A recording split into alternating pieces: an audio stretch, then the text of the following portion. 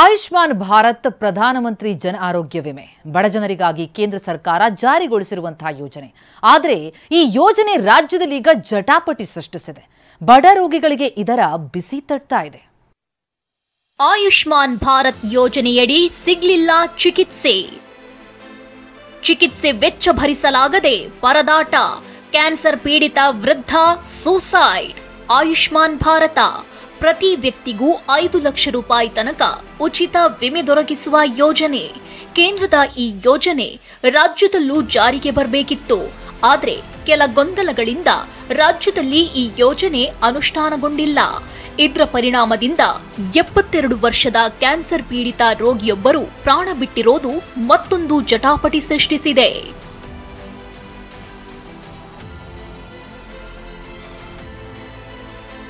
ವಿಷಯ ಏನಂದ್ರೆ, ಬೆಂಗಳೂರಿನ 72 ವರ್ಷದ ವೃದ್ಧರೊಬ್ಬರು ಉದರದ ಕ್ಯಾನ್ಸರ್ಗೆ ತುತ್ತಾಗಿದ್ರು.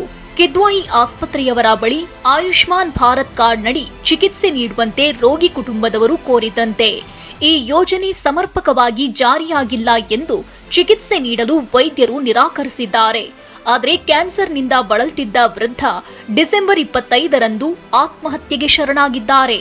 ಈ ಪ್ರಕರಣ ಸಂಚಲನ ಸೃಷ್ಟಿಸಿದ್ದು, ಈ ಬಗ್ಗೆ ರಾಜ್ಯ ಆರೋಗ್ಯ ಇಲಾಖೆಯಿಂದ ರಾಷ್ಟ್ರೀಯ ಆರೋಗ್ಯ ಪ್ರಾಧಿಕಾರ ವರದಿ ಕೇಳಿದೆ.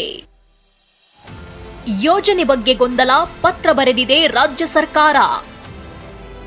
ಗೊಂದಲಗಳಿಗೆ ಉತ್ತರಿಸದ ಕೇಂದ್ರ, ಆಯುಷ್ಮಾನ್ಗೆ ಸಂಕಷ್ಟ. ಆಯುಷ್ಮಾನ್ ಯೋಜನೆ ಕೇಂದ್ರದ ಯೋಜನೆ. ಇದಕ್ಕೆ ಕೇಂದ್ರ ಶೇಕಡ 60ರಷ್ಟು, ರಾಜ್ಯ ಸರ್ಕಾರ ಶೇಕಡ 40ರಷ್ಟು ಹಣ ನೀಡಬೇಕು ಅಂತ ಹೇಳಿತ್ತು. ಇದಕ್ಕೆ ಹಣ ಹಂಚಿಕೆಗೆ ರಾಜ್ಯ ಆಕ್ಷೇಪ ಎತ್ತಿದೆ. 40% ಹಣವನ್ನ ನೀಡಿದ್ರೆ ಇದು ಹೇಗೆ ಕೇಂದ್ರದ ಯೋಜನೆಯಾಗುತ್ತೆ ಅಂತ ಹೇಳಿದೆ.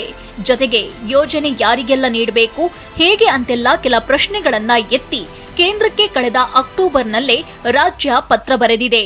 ಆದ್ರೆ ಈ ತನಕ ಉತ್ತರ ಬಂದಿಲ್ಲ. ಇದರಿಂದ ರೋಗಿಗಳಿಗೆ ಸಮಸ್ಯೆ ಆಗ್ತಿದೆ. ಈ ಬಗ್ಗೆ ಸಚಿವರು ಮಾತನಾಡಿದ್ದು, ನಮಗೂ ಯೋಜನೆ ಜಾರಿ ಉದ್ದೇಶವಿದೆ, ಆದ್ರೆ ಗೊಂದಲಗಳು ಪರಿಹಾರ ಆಗಬೇಕು ಅಂತ ಹೇಳಿದ್ದಾರೆ. ಈ ಸ್ಕೀಮ್ ಏನಿದೆ ಅವರು ಹೇಳ್ತಾ ಇರುವಂಥದ್ದು, ಇದರ ವಿಷಯದ ಬಗ್ಗೆ ನಮ್ಗೆ ಏನು ಸ್ವಲ್ಪ ಒಂದು ಅನುಮಾನಗಳಿತ್ತು, ಅದನ್ನು ನಾವು ಅವರಿಗೆ ಕ್ಲಾರಿಫೈ ಮಾಡಿ ಅಂತ ನಾವು ಪತ್ರ ಬರೆದು, ಅವರು ಇನ್ನೂ ನಮಗೆ ರೆಸ್ಪಾಂಡ್ ಮಾಡಿಲ್ಲ. ಅವರು ರೆಸ್ಪಾಂಡ್ ಮಾಡದೇ ಇರೋದು ನಾನೇ ನಮ್ಮ ಸೆಕ್ರೆಟರಿಗೆ ಹೇಳಿದ್ದೀನಿ, ನೀವೇನು ಅವ್ರ ರೆಸ್ಪಾನ್ಸ್ಗೆ ಏನು ಕಾಯೋದು ಬೇಡ, ನೀವೇನು ಅವ್ರ ಹತ್ರ ಮಾತಾಡಿ ಇದರ ಬಗ್ಗೆ ಕೂತ್ಕೊಂಡು ಒಂದು ತೀರ್ಮಾನಕ್ಕೆ ಬನ್ನಿ ಅಂತ ಹೇಳಿದ್ದೀನಿ. ಕೇಂದ್ರದಿಂದ ಉತ್ತರ ಬಂದಿಲ್ಲ ಅಂತ ರಾಜ್ಯ ಆರೋಗ್ಯ ಇಲಾಖೆ ಯೋಜನೆಗೆ ತಡೆ ನೀಡಿದೆ. ಇದರಿಂದ ಕ್ಯಾನ್ಸರ್ ಸೇರಿ ಅನೇಕ ರೋಗಗಳಿಂದ ಬಳಲ್ತಿರುವವರಿಗೆ ಸಮಸ್ಯೆ ಉಂಟಾಗಿದೆ. ನನ್ನ ಒಂದೇ ಒಂದು ಕಳ್ಕಳಿ ಸಿದ್ದರಾಮಯ್ಯ ಸಾಹೇಬ್ರಿಗೆ, ನಿಮ್ಮದು ಗೌರ್ಮೆಂಟ್ ಸೆಂಟ್ರಲ್ ಇದೇನೋ ಇಲ್ವೋ ಗೊತ್ತಿಲ್ಲ, ಸೆಂಟ್ರಲ್ ಗೌರ್ಮೆಂಟಕ್ಕೆ ಯಾವುದೇ ಪಾಲಿಸಿ ಬಂತಂದರೆ ಬಡವರು ಅಂತ ಬಂದಾಗ ನೀವು ಮಾಡಿರೋ ಬಸ್ ಏನಕ್ಕೆ ಉಪಯೋಗ ಇದೆ ಹೇಳಿ ನೋಡೋಣ. ಫಸ್ಟು ಉಪಯೋಗ ಆಗಬೇಕಾಗಿರೋದೇನು, ಮನುಷ್ಯನಿಗೆ ಒಂದು ಹುಡುಗರ ಹೆಲ್ತ್ಗೆ ಆರೋಗ್ಯಕ್ಕೆ ಸಂಬಂಧಪಟ್ಟದ್ದು ಮೊದಲು, ಅದಕ್ಕೆ ಬೇಕಾಗಿರೋ ಎಲ್ಲ ಖರ್ಚು ಒಂದು, ಎರಡನೇದು ಹುಡುಗರಿಗೆ ಶಿಕ್ಷಣ, ಇವೆರಡೇ ಕೊಡಿ ಸರ್. ಕೇಂದ್ರ ಹಾಗೂ ರಾಜ್ಯ ಸರ್ಕಾರದ ನಡುವಿನ ಗೊಂದಲದಿಂದ ರೋಗಿಗಳ ಮೇಲೆ ಪರಿಣಾಮ ಬೀರ್ತಿದೆ. ಏನಾದರೂ ಗೊಂದಲ ಪರಿಹಾರದತ್ತ ಸರ್ಕಾರಗಳು ಮುಂದಾಗಬೇಕಿದೆ. ವಿನಯ್ ಕುಮಾರ್ ಕಾಶಪ್ಪನವರ್, TV9 ಬೆಂಗಳೂರು.